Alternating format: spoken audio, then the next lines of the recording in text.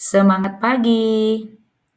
Perkenalkan, nama saya Agnes Ratriani, CGP Angkatan ke-10 dari SD Negeri 01210 Kutai Kartanegara. Di video ini, saya akan memaparkan aksi nyata yang telah saya lakukan di modul 1.4 Budaya Positif. Tujuan aksi nyata adalah menciptakan murid yang merdeka, mandiri, dan mempunyai pilihan yang kuat. Menumbuhkan budaya positif di sekolah dengan meyakini nilai-nilai kebijakan universal. Tolak ukurnya, terbentuknya keyakinan kelas melalui kegiatan kesepakatan kelas yang dilakukan wali kelas dan siswa. Siswa juga mampu menerapkan dan menjalankan keyakinan kelas yang telah dibuat. Dukungan yang dibutuhkan yaitu tentunya dukungan dari kepala sekolah, rekan guru, serta murid agar tindakan yang telah disusun dapat dilakukan secara lancar dan menyeluruh. Juga sarana dan prasarana untuk menimbulkan budaya positif di sekolah. Berikut ini merupakan kegiatan menyebarkan pemahaman dan penerapan pengalaman budaya positif di sekolah. Mari Bapak Ibu kita saksikan aksi nyata yang telah saya laksanakan. Oke, selamat pagi rekan-rekanku yang baik hati yang sudah berkenan hadir untuk menyampaikan, mengikuti penyampaian saya tentang budaya positif. Sebelum itu, saya mohon izin, saya di depan bukan menggurui Bapak Ibu, cuma saya di sini hanya ingin belajar saja supaya nantinya apa yang saya dapat dari guru penggerak itu dapat bermanfaat dan dapat diterapkan di sekolah kita ini, sekolah tercinta kita ini. Dan semoga nanti untuk teman-teman yang senior maupun yang junior dapat mengikuti kegiatan guru penggerak berikutnya. Kita mulai saja, mohon izin Bapak Haji, Bu Yeni, Bu Sumi yang senior-senior serta yang lain.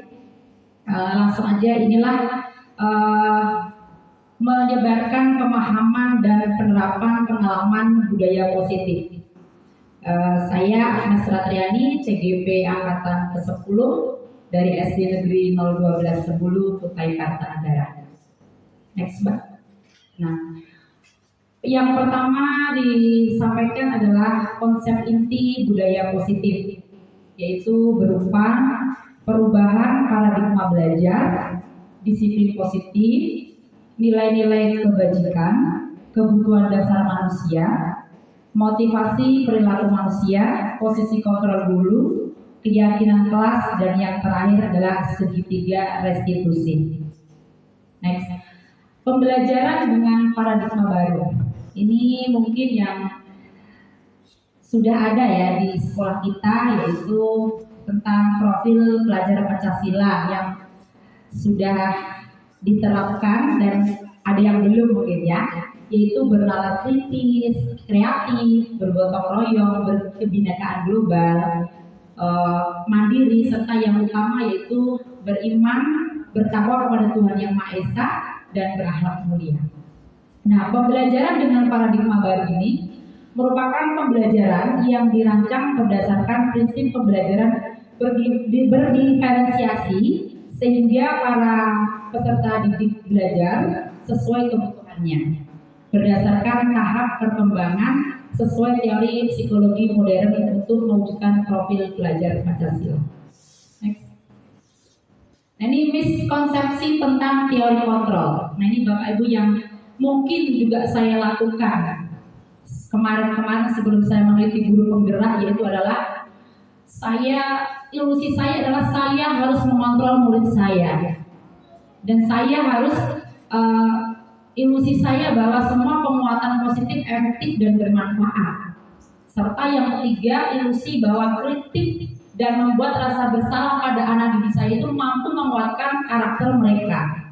Dan yang terakhir, ilusi bahwa orang dewasa berhak memaksa. Itu kadang-kadang yang mungkin ya Bapak Ibu, kita lakukan sehari-hari. Jadi kita selalu memaksakan sama ketika anak itu 30 anak, namun mereka mempunyai karakter yang berbeda. Tetapi kita maunya anak semua itu terkontrol oleh kita, harus menurut kita.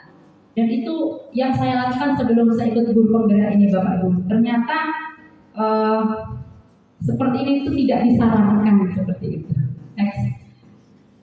Nah, jadi budaya positif ini ya tujuannya adalah mengubah paradigma stimulus respon ke pendekatan teori kontrol. Yang dulunya stimulus respon kita yaitu realitas kebutuhan kita sama. Ternyata teori kontrolnya bukan Bapak Ibu. Realitas kebutuhan kita itu berbeda.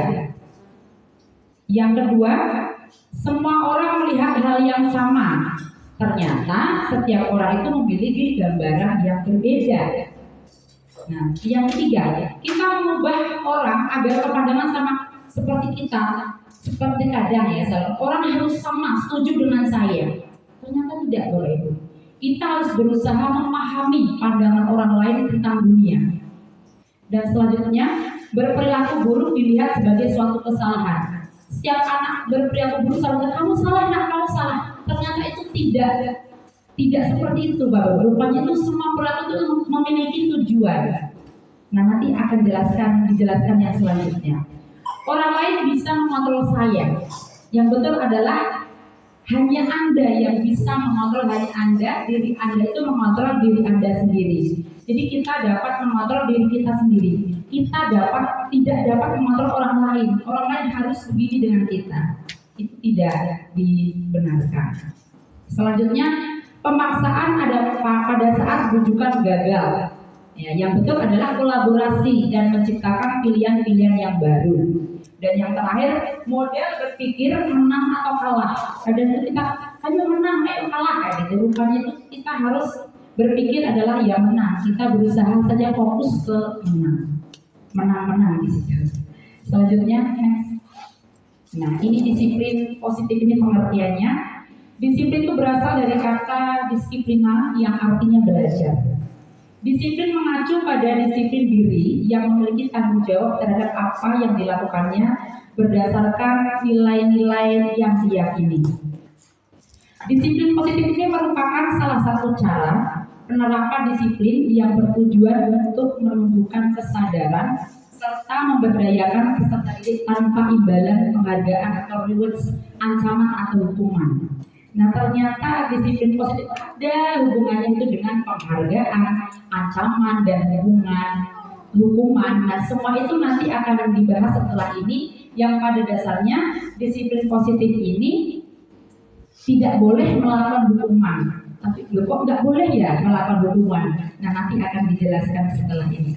Sebagai pendidik, tujuan kita adalah menciptakan peserta didik yang memiliki disiplin diri, sehingga mereka berperilaku mengacu kepada nilai-nilai kebajikan universal dan memiliki motivasi intrinsik dan perubahan perilaku ke arah yang lebih baik. Jadi di sini diutamakan yang disiplin intrinsiknya. Nah, nilai-nilai kebajikan, nilai yang disepakati bersama yaitu harus lepas dari suku bangsa. Jadi nanti tidak boleh menyinggung tentang suku, tentang agama, tentang bahasa maupun latar belakangnya. Contoh nilai kebajikan institusi atau organisasi yang sudah diterapkan yaitu yang pertama yang kita pakai ya di dunia pendidikan kita yaitu profil pelajar Pancasila, yaitu beriman dan bertakwa kepada Tuhan Yang Maha Esa dan berakhlak mulia, berkebinekaan global, gotong royong, mandiri, kreatif, dan bernalar kritis. Yang kedua yang dipakai oleh Ibu Permajos yaitu program toleransi rasa lemah, integrasi mandiri, menghargai, antusias, empati, keingintahuan, kreativitas, kerjasama, percaya diri, dan komitmen.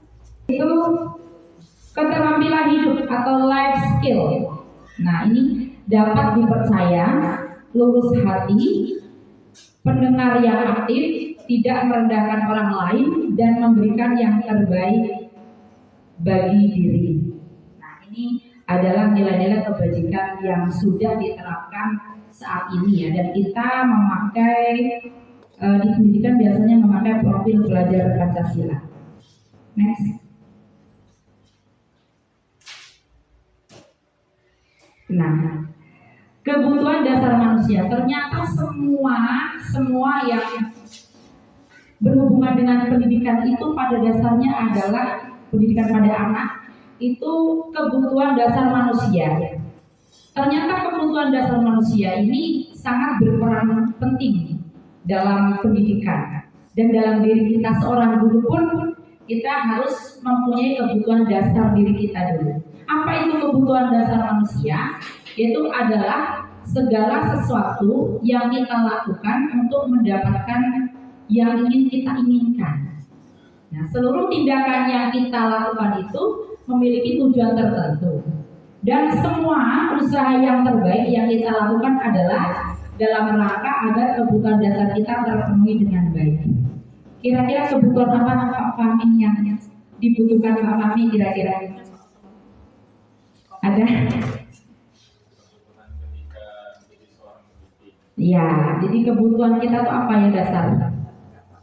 Bu, malah kesenangan mungkin? Ya, kebutuhan apa lagi biasanya? Kebahagiaan pastinya ya. Ya, ingin dihargai, ya kan, ingin disayangi, terus tapi jangan ingin dicintai. Oh, dicintai dalam kutip Haji. Lanjut next.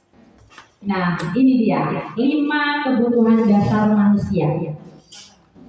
Yang pertama pasti bertahan hidup. Apalagi saya nih yang dulu pernah ikut pecinta alam, itu yang utama ternyata hidup di alam itu adalah bertahan hidup. Yang kita perlukan sudah tidak ada lagi kecuali adalah bertahan hidup, yaitu berupa makanan, pakaian, tempat tinggal, keamanan, dan kesehatan. Itulah pokok pertama 5 kebutuhan dasar manusia. Ternyata gak cukup itu loh Bapak Ibu. Gimana ya kita mau ngajar dengan baik kalau kita itu tidak punya kebebasan, tidak punya kesenangan. Nah, yang kedua yaitu kasih sayang dan rasa diterima. Nah, ini anak-anak pun harus punya ini, kasih sayang dan rasa diterima. Bagaimana anak itu bisa menerima pelajaran kita atau yang kita ajarkan ketika kita tidak mempunyai rasa kasih sayang kepada mereka. Kita hanya menuntut tugas sudah selesai, tugas sudah selesai. Rupanya seperti itu Bapak Ibu. Jadi kasih sayang dan rasa diterima itu sangat penting, yaitu rasa diterima, dipedulikan, terus berbagi, kerjasama, dan menjadi bagian dalam kelompok. Jadi kita sering lihat kalau anak-anak ada yang menyendiri, nah itu rupanya dia mungkin saja kurang kasih sayang dan rasa diterima oleh teman yang lain. Nah, berarti kebutuhan dasar itu belum dia dapatkan, sehingga dalam menerima pelajaran mungkin dia belum 100% diterima dengan baik, seperti itu. Yang ketiga yaitu penguasaan. Penguasaan itu contohnya harga diri, keinginan untuk dianggap, memimpin, berprestasi, diakui dan didengar. Ya, sering sekali ini bukan terjadi pada anak saja ya. Ternyata keinginan untuk dianggap itu juga terjadi pada diri kita sendiri, yaitu keinginan untuk dianggap orang lain, keinginan untuk diakui, paling tidak keinginan untuk didengar. Itu salah satunya. Selanjutnya yaitu kebebasan. Di dalam kebebasan itu ada mandiri. Anak itu mandiri, memiliki pilihan. Nah, dia mempunyai pilihan. Kenapa? Makanya kalau SMA atau sekolah swasta biasanya anak itu suruh memilih jurusan yang dia sukai ya. Rupanya sangat penting ya, kebebasan kita untuk memilih pilihan kita dan mencoba hal baru ya. Ada sebagian orang yang ingin sekali mencoba hal baru dan mampu mengendalikan arah dirinya. Itu yang masuk dalam kebebasan. Dan yang kelima adalah kesenangan, yaitu bermain, humor, antusiasme, dan tertawa. Nah, kesenangan itu rupanya penting bagi anak-anak, Bapak Ibu. Rupanya bermain itu atau humor itu sangat penting untuk anak-anak. Jadi kadang-kadang ada, itu guru itu suka bercanda ya, saya suka ya. Rupanya memang itu termasuk kebutuhan dasar anak tersebut, dan termasuk 5 kebutuhan dasar manusia, yaitu kesenangan. Jadi anak itu perlu humor, perlu bermain, perlu tertawa. Next. Nah, ini motivasi perilaku manusia itu ada 2 rupanya, yaitu motivasi ekstrinsik dan motivasi intrinsik. Apa itu motivasi intrinsiknya itu? Biasanya dilakukan untuk menghindari ketidaknyamanan atau hukuman. Jadi kalau dibilang saya tidak melakukan ini karena saya nggak mau dihukum, saya nggak mau terlambat karena saya nggak mau disuruh Bu Agnes nih, saya nggak mau terlambat karena nggak mau disuruh bersihin WC, kayak gitu. Terus yang kedua, untuk mendapatkan imbalan atau penghargaan dari orang lain. Nah, jadi motivasi itu biasanya untuk mendapatkan imbalan. Saya mau ranking 1 karena saya nanti diberi Bu Agnes uang 50.000, atau saya mau ranking 2, misal saya mau ini biar dikasih sama Bu Agnes ini ya. Itu namanya motivasi ekstrinsik. Nah, selanjutnya yaitu yang ketiga, yaitu motivasi intrinsik, yaitu yang biasanya timbul dari dalam diri kita, dari dalam, yaitu untuk menjadi orang yang mereka inginkan dan menghargai diri sendiri dengan nilai-nilai yang mereka percaya. Contoh, saya mau datang lebih awal karena saya ingin menjadi pribadi yang lebih baik. Nah, saya nggak mau terlambat karena saya nggak mau merugikan orang lain. Nah, itu biasanya timbul dari keinginan diri saya sendiri. Kalau seperti itu, saya mau, misalnya dari kegiatan kemarin, saya mau ikut untuk persiapan perpisahan supaya nanti berjalan dengan lancar. Itu dari diri kita sendiri, karena tidak ada penghargaan atau imbalan yang akan kita dapatkan. Itu namanya kemauan kita sendiri. Next. Nah, di sekolah Bu Anjar pasti pernah melakukan ini. Yang bagus yang mana kalau menurut Bu Anjar? Proses yang mana? Ya, benar. Jadi kenapa sih saya bikin ini pakai ketot gitu kan? Nah, ini ternyata Bapak Ibu, hukuman itu tidak boleh dilakukan. Hukuman itu apa sih? Berarti Bu, selama ini saya hukum. Tunggu dulu, itu yang Bapak lakukan itu hukuman atau konsekuensi, itu beda. Hukuman itu konsekuensi yang negatif itu dinamakan hukuman, sedangkan hukuman yang positif itu dinamakan konsekuensi. Jadi ini, hukuman itu terjadi karena ini tidak terencana atau tiba-tiba. Terus murid tidak dilibatkan. Yang ketiga, bersifat satu arah, hanya saya saja, hanya Bu Agnes saja, anak tidak tahu. Dan yang keempat, berupa hukuman fisik atau psikis. Nah, ini adalah contoh hukuman misal yang saya lakukan. Anak tidak mengikuti tiket, tiba-tiba tanpa ada tahu anak itu konsekuensinya apa, langsung Ibu Agnes kasih hukuman nih. Hukumannya apa? Hukumannya misalnya Bu Agnes lari lapangan 5 kali. Nah, padahal tidak ada kesepakatan antara saya dan murid itu bahwa kalau dia datang terlambat, saya kasih hukuman lari 5 kali misal. Nah, itu yang dinamakan hukuman. Biasanya berupa hukuman fisik atau psikis. Kalau psikis ya seperti kayak dimarah-marah yang gak jelas kayak gitu kan. Yang maksudnya marah kita itu untuk anak atau marah kita hanya untuk kesalahan kita. Nah, itu ada beda ya. Yang kedua itu konsekuensi. Konsekuensi itu kalau pembelajaran di guru penggerak ini 50% lah. Masih ada yang lebih bagus namun masih bisa diterapkan. Yaitu biasanya konsekuensi itu terencana atau disepakati sesuai aturan. Terus yang kedua, murid tetap dibuat tidak nyaman, murid pasti tidak nyaman. Terus yang ketiga, sikap guru selalu memonitor murid. Nah, mungkin seperti yang pernah saya lakukan ya Bapak Bia. Contohnya ya, yaitu seperti anak-anak terlambat untuk piket di hari Rabu. Kebetulan saya piket hari Rabu. Nah, anak-anak itu terlambat dan saya menghukum mereka membersihkan WC. Nah, itu rupanya dulu belum disepakati ya, jadi itu salah ya karena tidak ada kesepakatan yang dibuat terlebih dahulu. Nah, itu ternyata tidak cocok ya, gitu. Nah, yang ketiga, nah ini saya pun baru dengar di sini kalau terus terang saya belajar, saya baru dengar di guru penggerak ini, yaitu restitusi. Restitusi itu di mana proses menciptakan kondisi bagi murid untuk memperbaiki kesalahan. Jadi proses ini itu memperbaiki kesalahan itu di antara murid dan guru itu berkomunikasi, ya berdiskusi, berkolaboratif, yaitu yang ini proses berkolaboratif yang mengajarkan murid untuk mencari solusi sendiri. Ya, jadi di sini tuh kita mencari solusi bersama murid.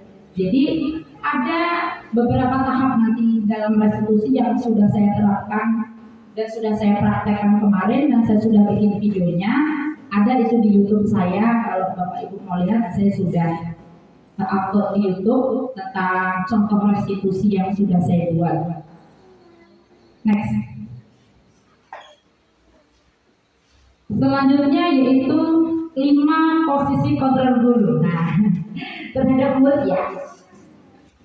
Saya tidak mau menilai teman-teman ya. Kita menilai diri kita sendiri. Saya menilai diri saya sendiri ya. Biasanya saya sering membuat hal yang kedua. Saya kadang membuat merasa bersalah. Ternyata yang salah itu tidak benar. Ya, jadi yang pertama itu 5 kontrol guru yaitu biasanya 1 itu penghukum. Wah, kedar dihukum itu ada. Ya, itu pasti ada. Dan bukan 1-2, banyak Bapak Ibu, itu banyak. Nah, bukan di sini tadi ya. Yang kedua, pembuat merasa bersalah. Nah, itu kadang-kadang saya lakukan. Nah, kenapa sih kamu kok kayak gitu sama ibu? Kamu gak kasihan gak sama ibu? Itu rupanya tidak bagus juga Bapak Ibu. Itu membuat anak merasa bersalah, merasa karakternya saya menyakiti guru saya, seperti itu. Dan yang ketiga ini kontrol guru sebagai teman. Jadi kayak ngomong teman ya, jangan kayak gitu. Kamu kayak gak tahu ibu aja. Misalkan kayak ngomong sama teman. Ini 5 kontrol guru yang ketiga. Yang keempat yaitu pemantau. Kalau pemantau ya kita memantau aja, sifatnya mantau. Oh salah itu, dipantau saja ya kan, sambil dilihat-lihat aja tanpa ada komunikasi, itu pemantau. Dan yang kelima, manajer. Nah, ini yang diharapkan dari guru penggerak ini dapat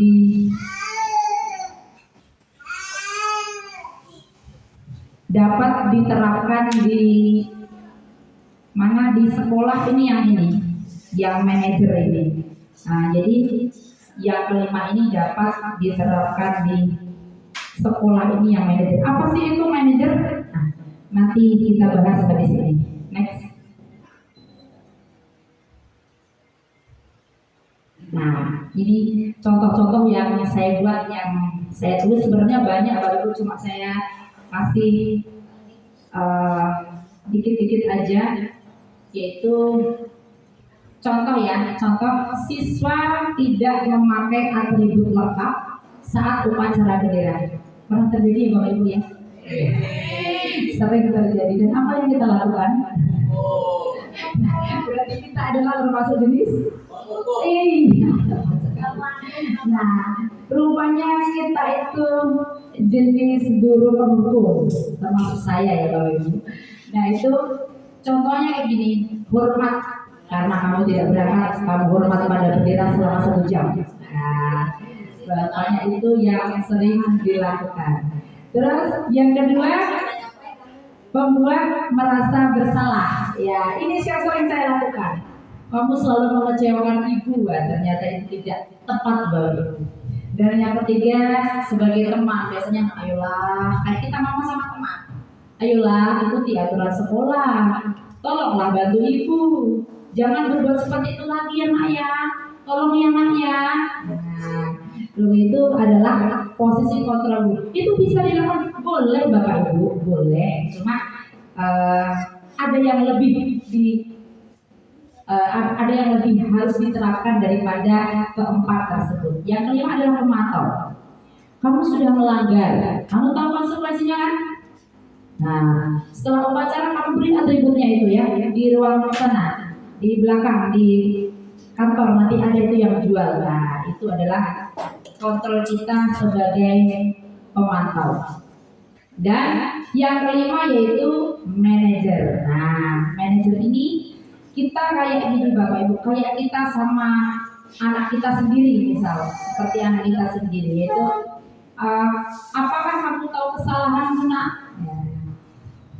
Ada, bagaimana kira-kira kamu memperbaiki kesalahanmu? Nah, jadi manajer ini ya, kita sebagai manajer, kalau manajer di perusahaan itu yang mengatur, ya sebagai pengatur, ya sebagai pemantau, ya sebagai teman, ya kan? Ya manajer ini yang memanage ya. Jadi kita mencari solusi bersama anak tersebut yang bersalah tersebut. Next. Nah sekarang saya tanya posisi kontrol apakah aku? Nah sekarang dari sini. Malah kira-kira posisi kontrolnya apa? Membuat merasa bersalah. Gimana? Membuat merasa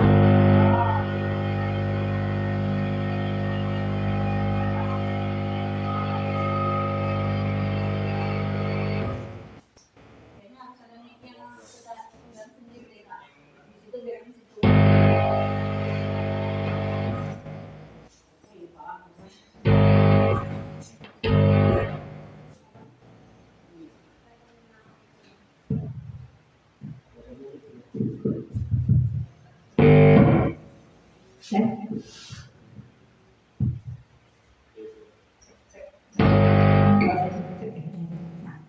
Gimana Bu Mala?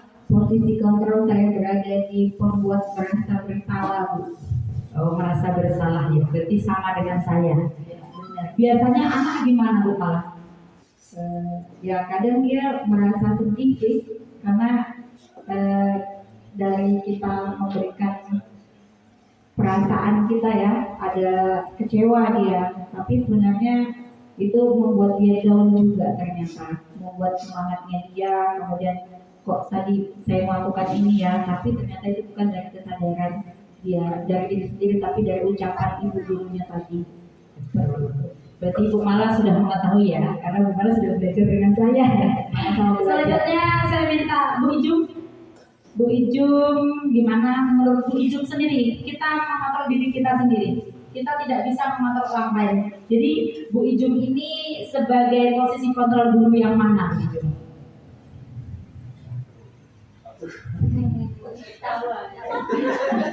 Berarti yang minum satu tadi itu berarti. Gimana Bu Ijum?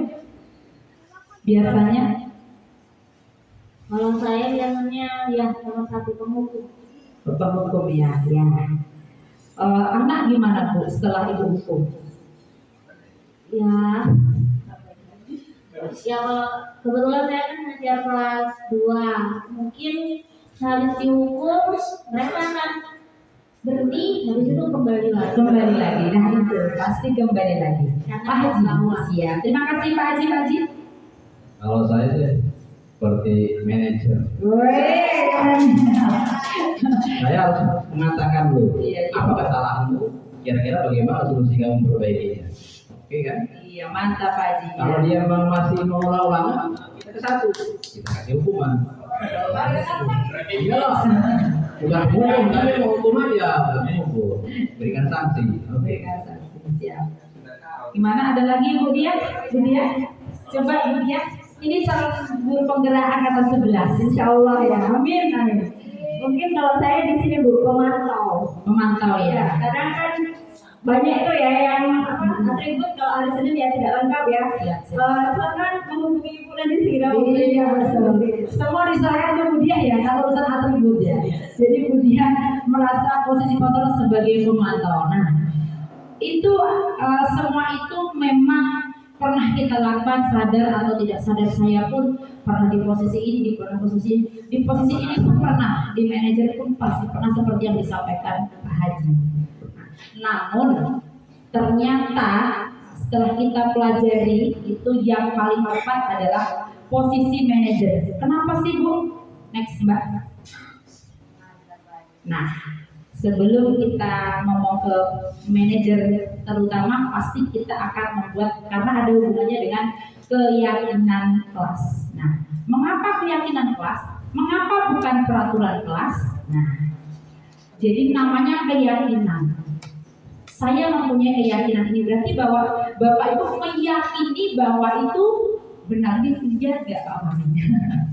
Berarti kalau Bapak Ibu saya dengan keyakinan itu apa? Nah, berarti kan kita meyakini bahwa keyakinan yang kita yakini itu adalah benar. Makanya sekarang diubah, yaitu keyakinan kelas, bukan peraturan kelas lagi, bukan tentang apa Pak Haji kemarin?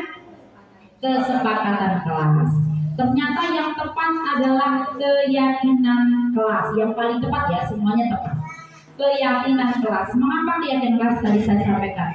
Kita menumbuhkan keyakinan anak-anak tersebut. Berarti anak-anak tersebut yang meyakini, bukan kita yang membuat aturan, bukan peraturan itu dari kita.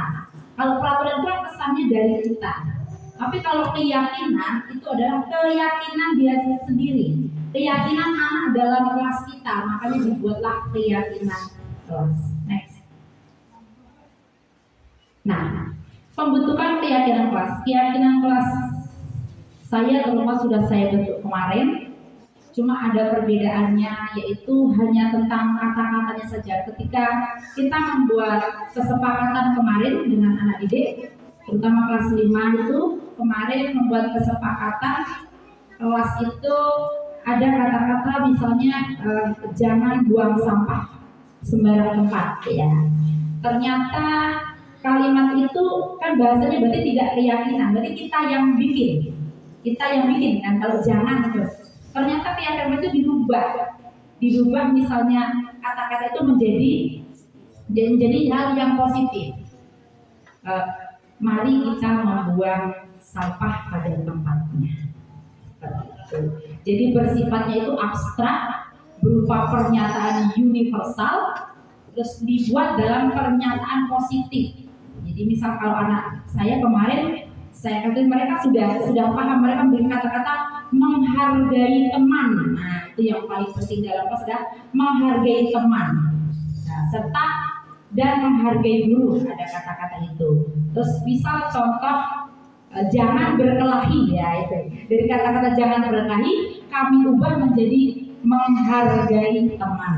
Itu perbedaan antara peraturan dan keyakinan. Terus selanjutnya sesuai dengan kondisi kelas dan sekolah. Nah, jadi kalau kelas misal saya kelas 5A, B, C itu berbeda, ya itu tidak ada masalah. Karena memang setiap kelas itu berbeda. Karena misal kelas 5B saya punya Irfan, 5A tidak punya Irfan, 5C tidak punya Irfan. Kalau 5C punya Ian, saya tidak punya Ian, 5A tidak punya Ian. Nah jadi itu dalam membuat keyakinan kelas itu harus sesuai dengan yang ada di kelas. Kalau membuat keyakinan sekolah ya sesuai dengan keyakinan dan kondisi sekolah kita. Dan yang terakhir yaitu semua warga, kalau kita bikin keyakinan sekolah, berarti semua warga sekolah harus ikut, harus menyetujui yang mereka yakini. Dan kalau warga kelas, berarti semua anak yang ada di kelas tersebut harus meyakini yang mereka sampaikan. Seperti itu Bapak Ibu. Next. Nah, apa sih hubungannya dengan segitiga restitusi? Nah, tadi kembali lagi ke manajer. Nah, kalau kita mau membuat segitiga restitusi, kenapa sih harus saya sampaikan keyakinan dulu? Ya tidak mungkin saya menjadi manajer tapi saya tidak mempunyai keyakinan kelas terlebih dahulu. Jadi otomatis saya sebagai guru harus membuat keyakinan kelas dulu sebelum membuat segitiga restitusi. Apa sih itu segitiga restitusi ini? Suatu proses dialog yang dilakukan oleh guru agar dapat menghasilkan murid yang mandiri dan bertanggung jawab. Nah, jadi proses ini diharapkan itu menghasilkan murid yang mandiri, artinya mandiri sesuai dengan yang mereka mau tadi, intrinsik tadi, dan tentunya bertanggung jawab. Apa sih prosesnya? Nah ini, yaitu yang pertama itu yang ada di bawah, yaitu menstabilkan identitas dulu. Jadi kita harus, kalau anak itu ada kesalahan, kita harus menstabilkan identitasnya dulu. Nah yang kedua, validasi tindakan yang salah.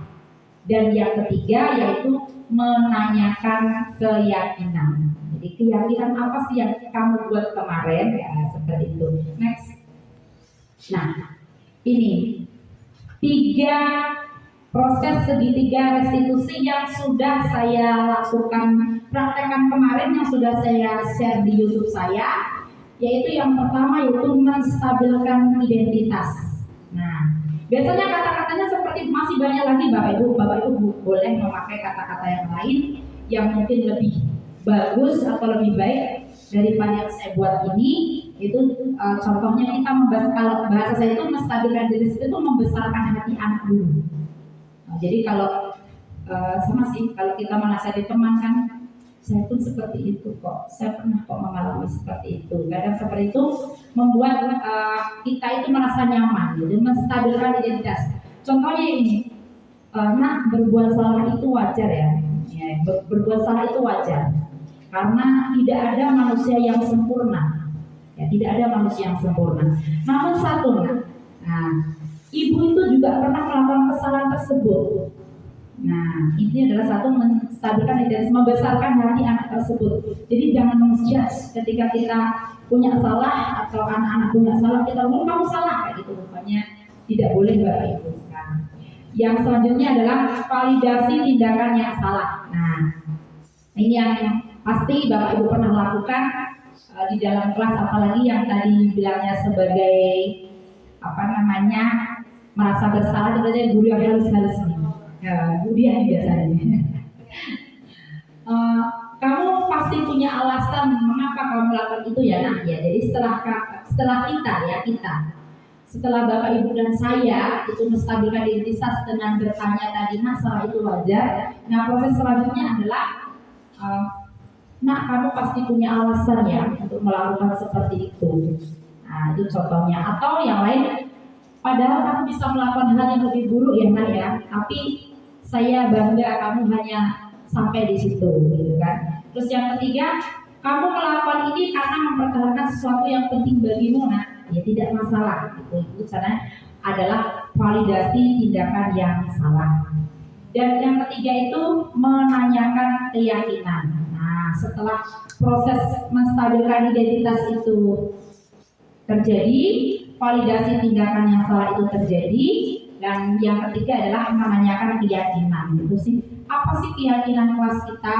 Terus apa sih nilai-nilai yang telah disepakati bersama? Apa sih nak nilai-nilai yang kita sepakati bersama? Terus yang ketiga, kamu ingin menjadi orang yang seperti apa? Nah, setelah anak itu mengakui kesalahannya, contohnya saya tidak memakai atribut karena saya tadi malam tidak mempersiapkannya dengan baik, misalnya kayak gitu. Nah, baru kita jelaskan, keyakinan kelas kemarin apa yang kamu tulis misal, terus yang keyakinan kelas kemarin apa yang sudah kita sepakati keyakinan kelas yang ada di dalam kelas. Nah, apakah nilai-nilai yang telah disepakati bersama itu tadi kamu melakukannya? Misal, pasti anak itu akan menjawab tidak Bu. Nah, terus kamu akan menjadi seperti apa nantinya? Nah, seperti itu adalah pertanyaan-pertanyaan yang termasuk dalam menanyakan keyakinan. Ini Bapak Ibu, sebelum saya lihatkan video, saya mau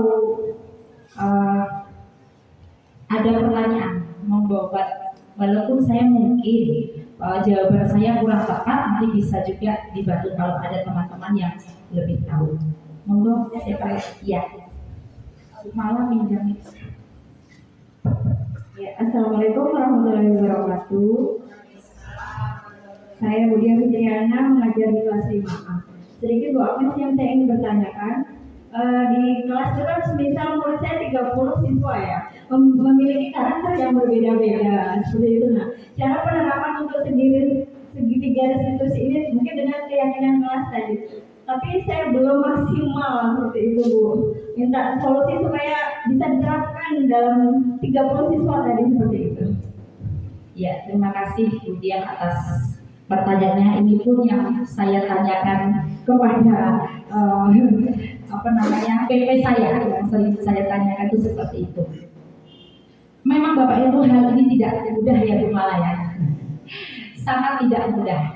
Apalagi kita yang sesuai 5 kebutuhan tadi, kadang kebutuhan kita berangkat kerja yang harusnya kebutuhan kebahagiaan sudah ada, ternyata tadi pagi bangunnya kesiangan, sehingga ada 5 kebutuhan yang tidak kita cukupi di pagi itu, sehingga kita sampai ke sekolah muka sudah, nah gitu kan.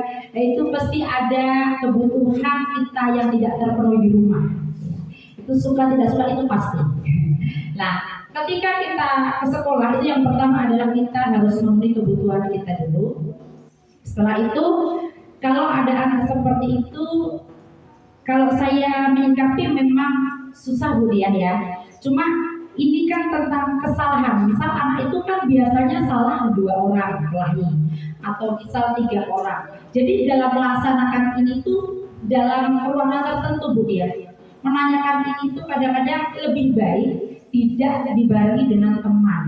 Karena kan ini segitiga restitusi itu kan terjadi antara guru dan siswa. Iya, seperti guru BK, betul sekali Bu Dian. Seperti guru BK. Jadi anak itu diajak konsultasi kita pribadi sebagai wali kelas, ya, langsung dibawa ke kantor atau jam waktu istirahat, ditanyakan gimana. Biasanya anak itu pasti akan menjawab ketika kita tanya 4 mata. Beda dengan kalau bahasa saya, kalau kita melakukan hal itu di depan orang banyak itu namanya kan mempermalukan anak ya. Tapi kalau di sini lebih ke pribadi, lebih ke ada masalah apa. Biasanya ini kan hanya potongannya ya Bu Dian, tapi lengkapnya kan biasanya saya yakin Bu Dian pernah melakukannya. Cuma mungkin urutannya seperti saya kadang kurang pas urutannya. Nah biasanya sudah kita laksanakan, namun memang aturannya belum pas seperti itu. Nah, biasanya pelanggaran seperti itu Bu Dian bisa lakukan di dalam ruangan tertentu, dan biasanya melakukan pendekatan dan segitiga restitusi ini dilakukan. Saya yakin saya sudah mencobanya Bu Dian, dan itu nggak 100% berhasil sih. Pasti anak itu akan lebih baik dari yang kemarin. Seperti Bu Dian lihat sendiri pada anak saya Irfan. Baru tahu sendiri kan, itu kan sudah mulai, kalau dulu sehari berkenal mungkin 5 kali, ya. Sekarang saya bersyukur mungkin seminggu 1 kali lah, ada ya seminggu 2 kali, masih agak kurang karena saya terapkan ini segitiga restitusi. Kemarin saya benar-benar tanya apa yang terjadi sebelum kok dia melakukan hal itu tuh ternyata memang ada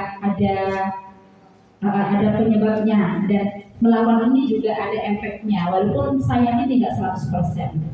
Iya, ya mungkin nanti Bu Dia bisa 100%. Itu dia, terima kasih ya.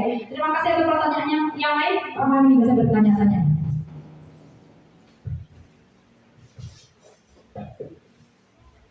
Terima kasih atas waktunya. Saya ingin bertanya tidak terlalu banyak mengenai penerapan segitiga restitusi ini ya. Insya Allah saya sudah pernah, meskipun tidak sering, ada mix istilahnya. Mulai dari bagaimana memanggil anak, kadang terkadang saya langsung kerja di tempat gitu ya. Mungkin karena belum terbiasa harus fokus di yang ini. Untuk efeknya sendiri sih memang tidak 100%. Terkadang anak tetap mengulang. Nah, itu penyebabnya mungkin bukan hanya karena situasi di sekolah, tapi bisa juga di luar sekolah, karena kebiasaan di luar sekolah.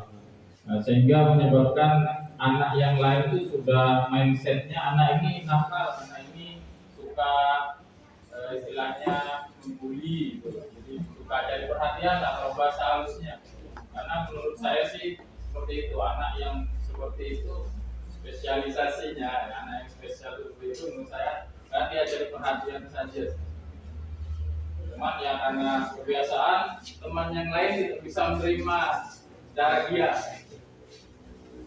Terkadang bisa kita kontrol, ya bukan kita kontrol, dia bisa kontrol dengan arahan dari kita, tapi ya balik lagi gitu.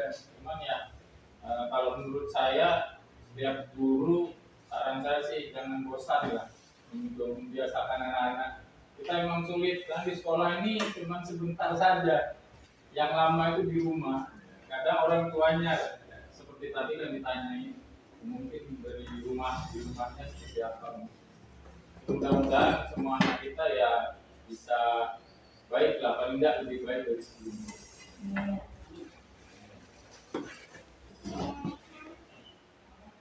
Baik. Terima kasih Pak Fahmi sudah menambahkan.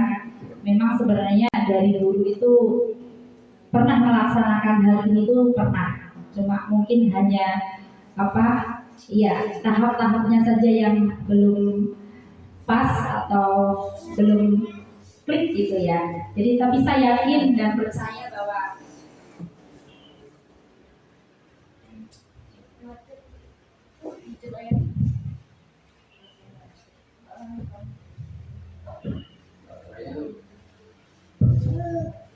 ya, saya yakin dan percaya nanti pasti Bapak Ibu dapat menerapkannya di kelas masing-masing ya. Jadi sesuai dengan kontrol diri kita masing-masing. Ya mau jadi apa nanti kita sebagai guru itu aja. Jadi yang paling penting adalah kita sebagai guru pasti bangga kalau mempunyai murid yang nantinya lebih baik dari kita. Ya, seperti itu. Next. Tanya waktu. Oh baik. Pertanyaan ini enggak? Baik Haji. Terima kasih atas waktunya yang diberikan kepada kami. Assalamualaikum warahmatullahi wabarakatuh. Selamat pagi menjelang siang. Saya ingin bertanya atau mungkin agak masukkan sedikit lah tentang segitiga Restorus ini untuk menstabilkan identitas. Di situ kan kayaknya Bu Agnes mencantumkan ibu juga pernah melakukan kesalahan. Kalau terkena pas anak itu kritis, anak itu berbuat masalah, terus kita sanjung. Itu kan misalnya kita kan stabil itu sama dengan kita anak itu menyanjung anak, memuji anak, terus apalah sebutannya gitu. Nah, mungkin kan hanya ini berbuat itu kan wajar, salah itu kan wajar, kesalahan itu wajar. Tapi ketika kita menyebutkan diri kita, Bapak juga pernah mempunyai kesalahan. Nah, takutnya anak itu yang berpikir kritis itu dia mempunyai pertanyaan ini. Coba ya, saya tanya atau saya tanya sama teman-teman. Nanti saya ngomong sama dia, Pak Haji juga pernah buat kesalahan, atau kita nggak tahu kesalahannya apa itu. Dia nggak mau ngomong. Nah, kalau anak yang kritis, mungkin dicari kesalahan kita tuh. Dan kesalahan kita itu mungkin itu jadi patokannya. Jadi kalau saya sih alangkah baiknya kita tidak perlu membuat ibu juga pernah melakukan kesalahan. Artinya ini aja, ibu juga terhadap anak ibu juga pernah ini memberikan begini. Nah, di rumah atau dengan adik kalian itu gini. Tapi kalau kita mengakui kesalahan kita terhadap anak, apalagi ada beberapa orang, mungkin nanti jadi suatu masalah terhadap diri kita kalau diketahui oleh anak. Kalau anak itu kritis, mungkin nanti bisa panjang lebar ceritanya. Oke, itu aja masukan. Terima kasih. Baik, terima kasih Pak Haji sarannya. Mungkin nanti saya perbaiki dengan kata yang lebih baik lagi Pak Haji. Namun memang dari sana itu salah satu contohnya demikian. Namun ini sebenarnya ada lanjutannya Pak Haji. Cuma saya singkat saja. Jadi ibu juga pernah melakukan kesalahan, namun ibu sudah memperbaikinya. Demikian. Iya. Oh, Diceritakan. iya. Betul. Bapak pernah begini, jadinya begini. Iya betul. Jadi ini hanya saya ringkas. Cuma kalau pas melaksanakan segitiga sesi itu pasti panjang Pak Haji kata-katanya nanti. Ini hanya saya singkat saja, kurang lebih demikian. Tapi terima kasih masukannya. Nanti akan saya perbaiki selanjutnya. Next Mbak Anja. Nah ini contoh penerapan segitiga restitusi yang sudah saya laksanakan di kelas maupun di rumah terhadap anak-anak saya.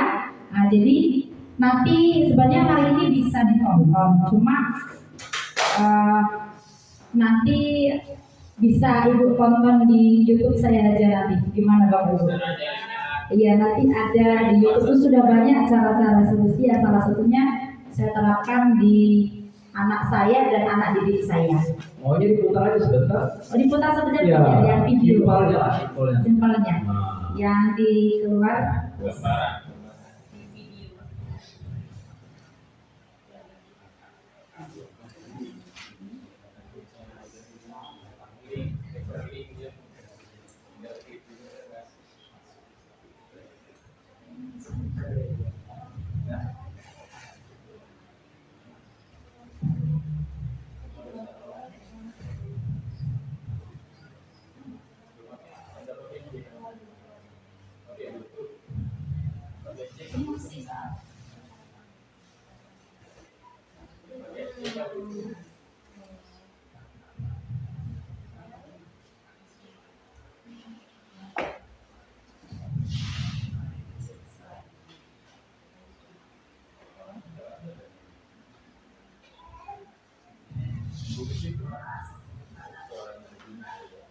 Ya maaf Bapak Ibu, rupanya suaranya memang suara dari HP saja, dari laptop saja. Kedengaran nggak Bapak Ibu? Di fokusnya di mana? Ada suara. Ada kan di sini? Di tasnya tadi? Di sebelahnya Mbak.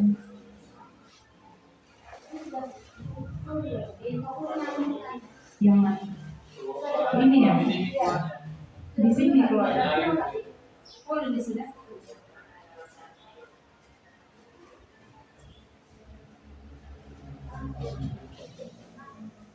Itu suaranya tidak terdengar Bapak Ibu, tapi nanti Bapak Ibu bisa cek di YouTube saya, itu ada.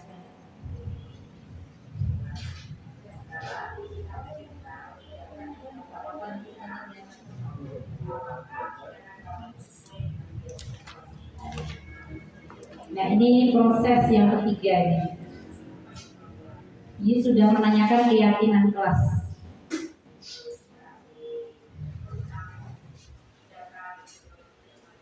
Menurut kamu tindakan tidak menghargai teman itu melakukan keyakinan kamu bukan? Saya bertanya seperti itu.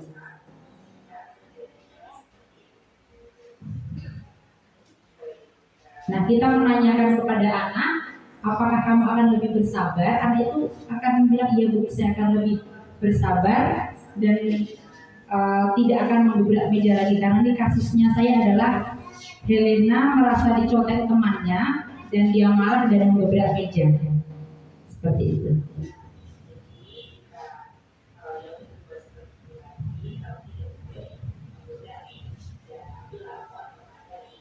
Nah setelah terjadi pernyataan dia bahwa dia tidak akan mengulanginya lagi dan kita mau berarti nanti apa yang akan kamu lakukan? Berarti dia tidak akan melakukan menggebrak meja dan dia meyakini bahwa dia akan melaporkan kejadian kepada gurunya lagi dan tidak mengulangi perbuatan itu lagi.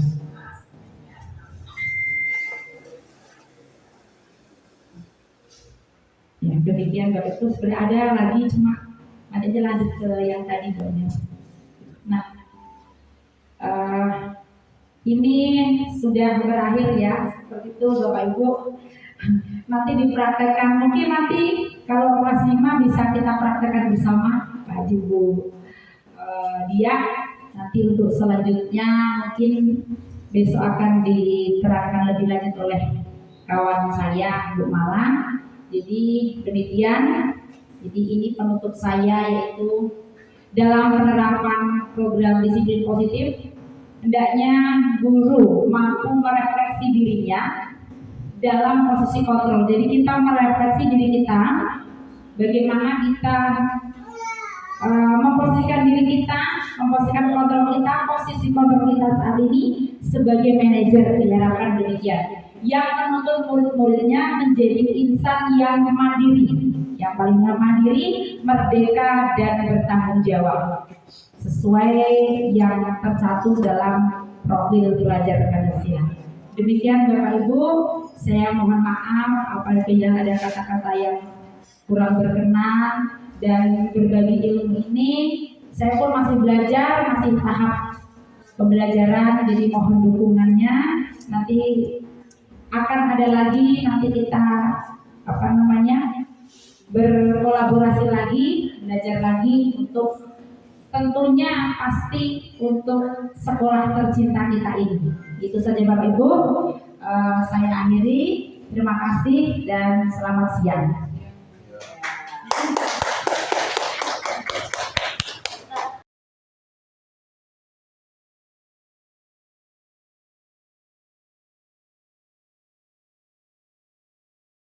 Pagi anak-anak.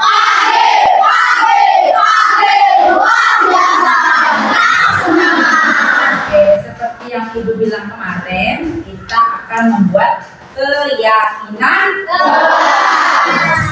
Apa itu keyakinan kelas? Keyakinan kelas itu sama dengan yang pernah kita buat, yaitu kesepakatan kelas. Apa sih bedanya? Hampir sama. Hanya kalau keyakinan itu kamu yang meyakini, kamu yang meyakini bahwa itu keyakinanmu, ya, bahwa perbedaannya dalam kesepakatan itu adalah keyakinan itu apa yang kamu yakini. Nah, sekarang nanti akan membuat ya keyakinan kelas sesuai apa yang kamu yakini itu baik, apa keyakinan itu tidak baik. Ya, jadi kesepakatan kelas kita akan buat. Jadi Ibu mau bagikan post-it ini ya, nanti ditempel sesuai yang kalian yakini untuk kelas kita, untuk kemajuan kelas kita, untuk kebaikan kelas kita.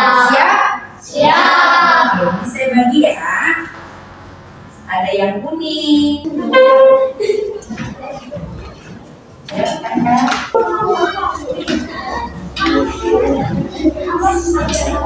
Oke, sudah ya. Jadi ini keyakinan kelas kalian. Ada yang harus sopan, harus jujur, menghargai teman, tiket kelas, disiplin, menghormati guru, jangan membuang sampah sembarangan. Terus apa lagi nih? Tidak boleh buang sampah sembarangan. Dia menghormati guru, menghargai teman. Tidak telat ketika datang ke sekolah ya. Nah, jadi ketika kita membuat kesepakatan ini, nanti akan Ibu rangkum ya, dan nanti akan disepakati keyakinan kelas kita itu apa saja ya. Nanti baru Ibu buatkan ya. Dan keyakinan kelas itu harus kita laksanakan bersama.